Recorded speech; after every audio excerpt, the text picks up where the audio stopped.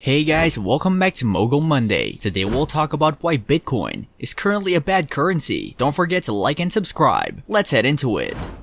Bitcoin, the world's best-known cryptocurrency, has a few flaws, and that's triggered other digital currencies to come up with more viable options. It isn't as anonymous as people think it is, and mining Bitcoin is bad for the environment, pointed out economics professor Esper Prasad. It also doesn't work well as a currency, he told CNBC on Thursday. One interesting aspect is that other cryptocurrencies have come up with solutions to address some of Bitcoin's flaws. Number 1. Mining harms the environment.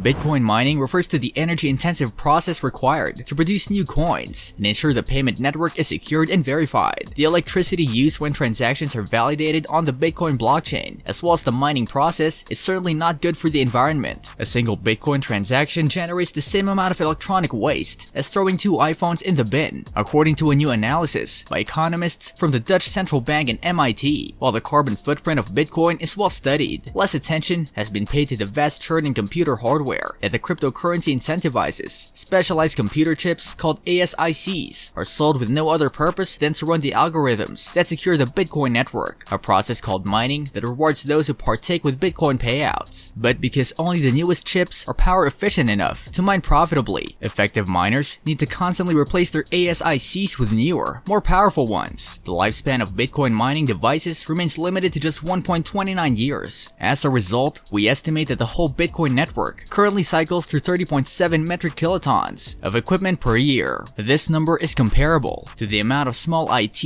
and telecommunication equipment waste produced by a country like the Netherlands. In 2020, the Bitcoin network processed 112.5 million transactions, meaning that each individual transaction equates to at least 272 grams of e-waste. That's the weight of 2 iPhone 12 minis. The reason why e-waste is such a problem for the cryptocurrency is that unlike most computing hardware, ASICs have no alternative use beyond Bitcoin mining, and if they cannot be used to mine Bitcoin profitably, they have no future purpose at all. It is theoretically possible for these devices to regain the ability to operate profitably at a later point in time, should Bitcoin prices suddenly increase and drive up mining income. Nonetheless, there are several factors that generally prevent substantial extension of the lifetime of mining devices. Storing mining hardware costs money, and the longer it's stored for, the less likely it is that it will ever be profitable. The authors also warn that the e-waste problem will probably grow further if the price of Bitcoin continues to rise, since it will incentivize further investment in and replacement of ASIC hardware. If the community were to try to reduce its e-waste problem, it would need to replace the Bitcoin mining process in its entirety with a more sustainable alternative. Ethereum, a Bitcoin successor, announced in May plans to move to proof of stake within months, although the switchover has yet to occur. Other Bitcoin alternatives have been less successful at limiting their environmental footprint. Chaya,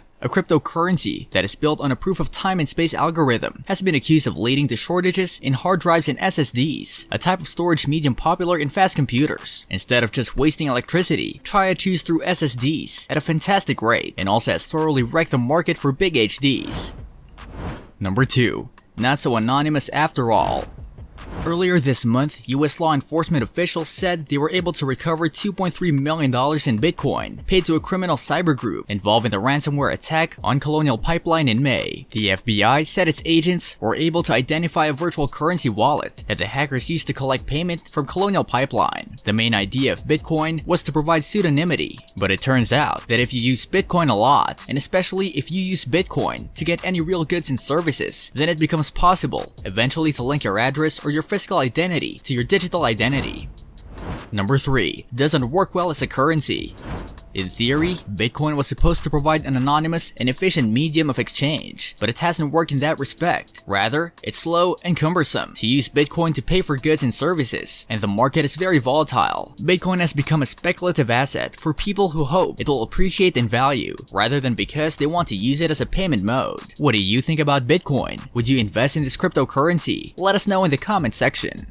This brings us to the end of our video. I hope you enjoyed it. Hit like if you did, and don't forget to subscribe to our channel so that you don't miss any of our videos in the future. Also, watch the 2 videos that are on your screen because I'm sure you'll love them. With that, I'll see you in the next video.